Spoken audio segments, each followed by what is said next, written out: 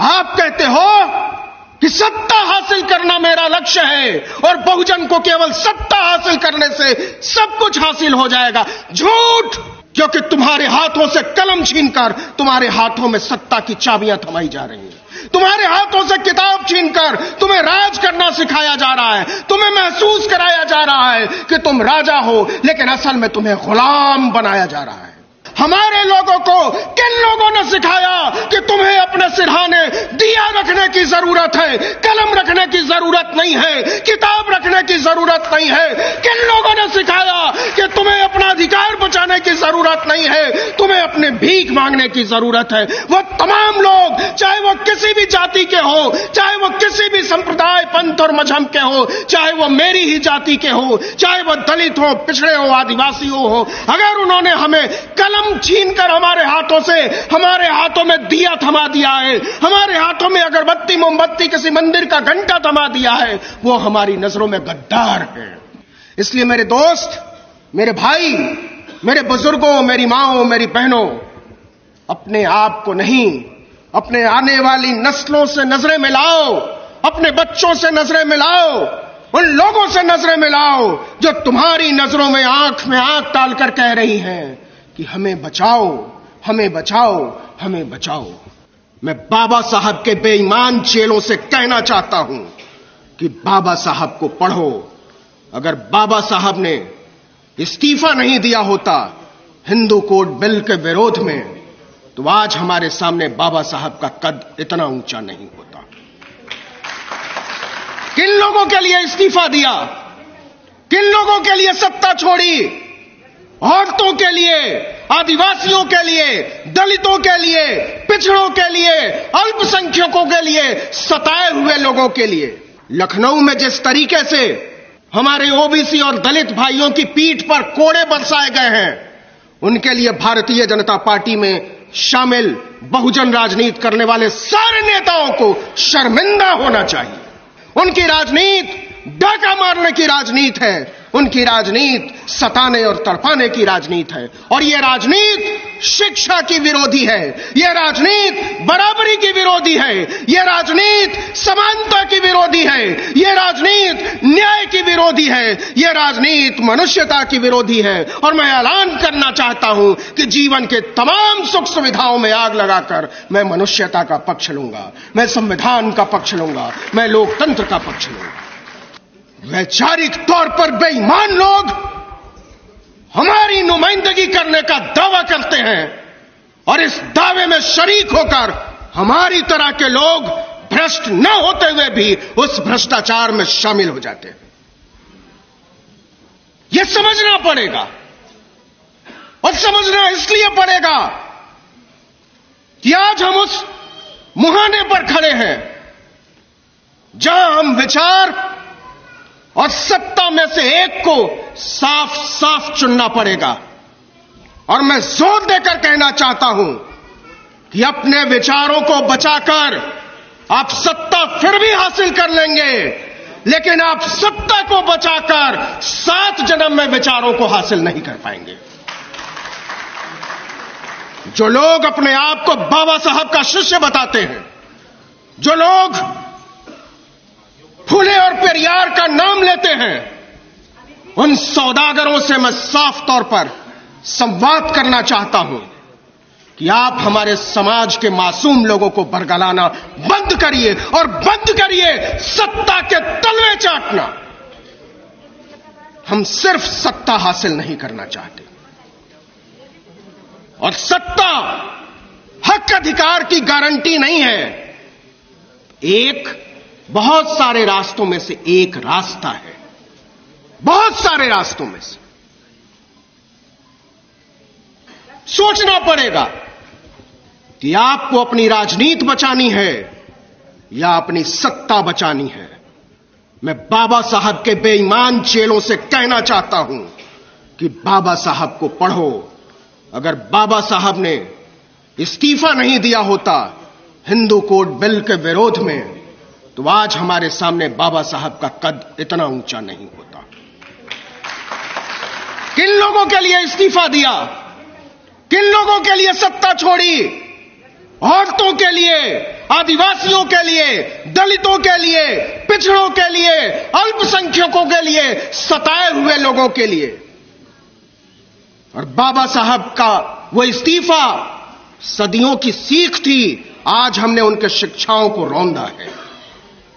इसलिए मैं कहना चाहता हूं कि बंद कीजिए उन लोगों की तरफ देखना उम्मीद भरी आंखों से जिन लोगों ने सत्ता हासिल करने के लिए हमारे और आपके सपनों की सौदागरी की है। क्या लगता है आपको, क्या लगता है कि आज भारतीय जनता पार्टी के सारे सांसद बहुजन हो जाएं तो आप आरक्षण को बचा लेंगे? नहीं बचा पाएंगे। लखनऊ में जिस तरीके से हमारे ओबीसी और दलित भाइयों की पीठ पर कोड़े बरसाए गए हैं, उनके लिए भारतीय जनता पार्टी में शामिल बहुजन राजनीति करने वाले सारे नेताओं को शर्मिंदा होना चाहिए। क्या बात करते हैं आप? कौन सी बात करते हैं आप? मैं किसी मुगालते में नहीं हूं। मुझे किसी भी दिन सत्ता और विचार में से एक को चुनना पड़ेगा तो बेखौफ होकर मैं विचार को चुनूंगा। मुझे अच्छी तरह मालूम है कि किन लोगों के जरिए हम लोग यहां तक पहुंचे हैं। शहीद जगदेव को गोली इसलिए नहीं मारी गई थी कि वो सत्ता पाना चाहते थे, गोली इसलिए मारी गई थी कि वो विचारों की मंजिल पाना चाहते थे। कर्पूरी ठाकुर को उन्हीं लोगों ने जो आज बिहार की सत्ता में काबिज हैं, सत्ता से बाहर किया था, तब जब उन्होंने आरक्षण लागू किया 27% पहली बार। और यह बात इसलिए कह रहा हूं कि कल को जब आपसे कहे कि सवर्ण आरक्षण किसी महामानव ने लागू किया है तो आप कहिएगा झूठ, सवर्ण आरक्षण हमारे कर्पूरी बाबू ने लागू किया था 3%। इसलिए किया था कि उनके पास विचार था। आपके पास, राष्ट्रीय स्वयंसेवक संघ की राजनीति के पास कोई वैचारिक पक्ष नहीं है इस समाज को आगे ले जाने का, देश को आगे ले जाने का, दुनिया को आगे ले जाने का। और इसलिए वहां प्रचारक होते हैं, विचारक नहीं होते। आरएसएस की राजनीति में विचार करना मना है, प्रचार करना पड़ेगा आपको अगर आप उसमें जाएंगे।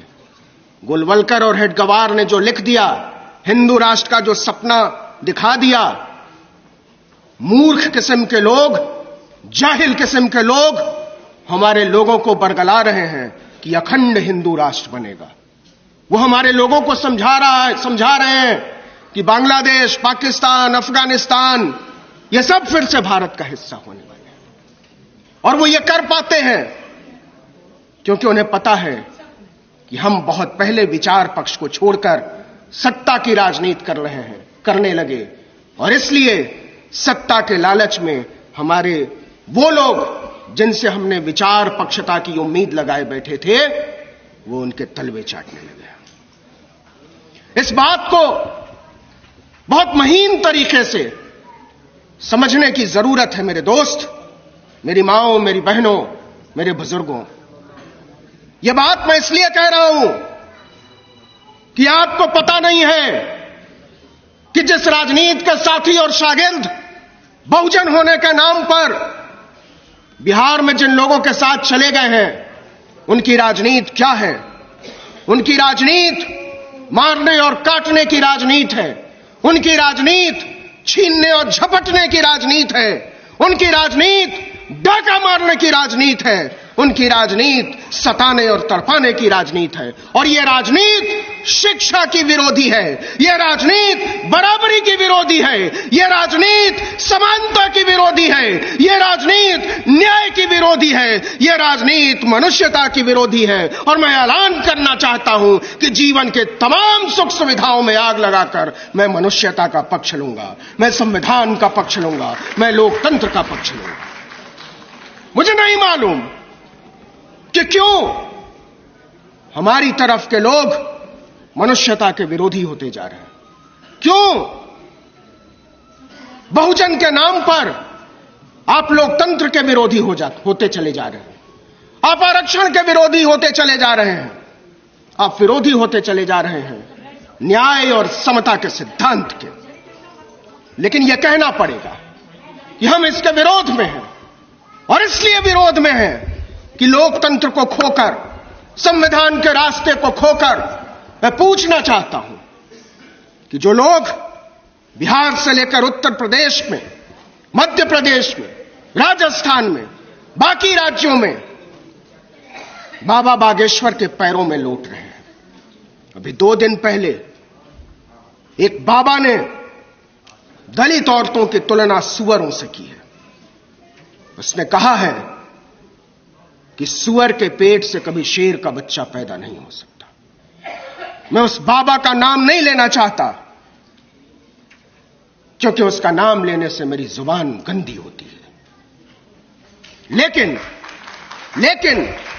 लेकिन यह पूछने की जरूरत है, और चीख कर पूछने की जरूरत है कि अगर हमारी माओं और बहनों की कोख से सुअरों के भी बच्चे पैदा होते हैं, तो वो शेरों को मात देंगे, वो बाघों को मात देंगे, वो मनुष्य बनेंगे, वो बेहतर मनुष्य बनेंगे और तुम्हारी गुंडा सोच का मुकाबला करेंगे। मुझे पता है कि आप गालियां क्यों देते हैं, मुझे पता है कि आप हमें बुरा भला क्यों कहते हैं। आप इसलिए कहते हैं क्योंकि आप जानते हैं ये वो दौर है जिसमें आप हमारी सोच और समझ पर कब्जा करके ही अपनी सत्ता बनाए रख सकते हैं। और ये बात इसलिए कह रहा हूं कि ये लोग क्यों कर पाते हैं, ये लोग क्यों सोच पाते हैं ऐसा। आप कहते हो कि सत्ता हासिल करना मेरा लक्ष्य है और बहुजन को केवल सत्ता हासिल करने से सब कुछ हासिल हो जाएगा। झूठ! क्योंकि तुम्हारे हाथों से कलम छीनकर तुम्हारे हाथों में सत्ता की चाबियां थमाई जा रही हैं। तुम्हारे हाथों से किताब छीनकर तुम्हें राज करना सिखाया जा रहा है। तुम्हें महसूस कराया जा रहा है कि तुम राजा हो, लेकिन असल में तुम्हें गुलाम बनाया जा रहा है, मानसिक गुलाम। आप सोचो कि किन लोगों के लिए निजी यूनिवर्सिटीज खोली जा रही हैं। आप पढ़ा लोगे क्या? अशोका यूनिवर्सिटी में अपने बच्चों को 1 साल की फीस कम से कम 10 लाख रुपए है। आप पढ़ा लोगे अपने बच्चों को एमईटी यूनिवर्सिटी में? आप पढ़ा लोगे अपने बच्चों को गलगोटिया यूनिवर्सिटी में? नहीं। लेकिन इस देश की शानदार विश्वविद्यालयों को, जिसको बनाने में आपका कोई रोल नहीं है, जवाहरलाल नेहरू यूनिवर्सिटी, जामिया मिलिया इस्लामिया, अलीगढ़ मुस्लिम यूनिवर्सिटी, इन सब विश्वविद्यालयों को और ऐसे तमाम विश्वविद्यालयों को एक खास पैटर्न के तहत बदनाम किया जा रहा है। बदनाम इसलिए किया जा रहा है और आधा आपको समझा दिया गया है कि वहां अपने बच्चों को मत भेजना, वहां देशद्रोही पलते हैं। ऐसा इसलिए किया जा रहा है कि इन विश्वविद्यालयों में पहुंचने से उनको दिक्कत होती है। आप जाओ दिल्ली यूनिवर्सिटी, आपने प्रोफेसर रतनलाल का नाम सुना होगा। जब आप रतनलाल के घर जाएंगे तो उनके घर से थोड़ी ही दूरी पर एक रिलैक्सो सेंटर है।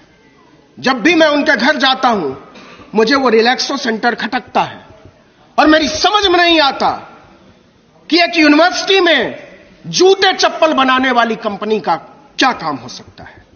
वो जूते चप्पल का सेंटर नहीं है, वो आपको जूता चप्पल मारना चाहते हैं और इसके लिए यूनिवर्सिटीज को ही जूते चप्पल की फैक्ट्री में बदलना चाहते हैं।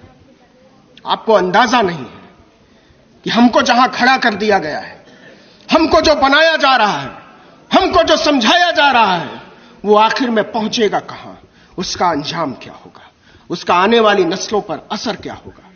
इसलिए मेरे दोस्त, मेरे भाई, मेरे बुजुर्गों, मेरी माओं, मेरी बहनों, अपने आप को नहीं, अपने आने वाली नस्लों से नजरें मिलाओ, अपने बच्चों से नजरें मिलाओ, उन लोगों से नजरें मिलाओ जो तुम्हारी नजरों में आंख डालकर कह रही हैं कि हमें बचाओ, हमें बचाओ, हमें बचाओ।